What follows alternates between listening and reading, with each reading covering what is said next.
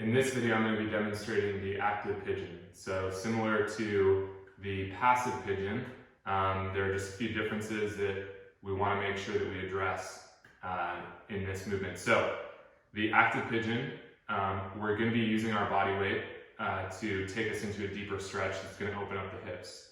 So I'll show you from a couple different angles so that you can get a good perspective. So from the front, I'll show you how I'll set up. So I'm going to put my front foot basically in line with my sternum, which is the middle of my chest here. From there, I'm going to place both hands on the ground. One thing that's important to keep in mind is when you place the hand that's on the same side of the hip that you're stretching, you'll have to make sure that your knee can clear your hand.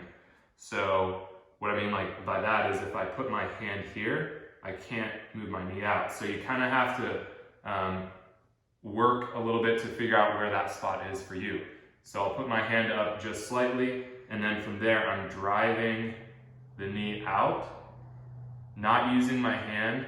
I'm also making sure that I'm not leaning like this, but instead driving my hips straight down to the ground as I actively push my hip or push my knee out, which is being done with my hip. Then from the side, I'll show you one thing here.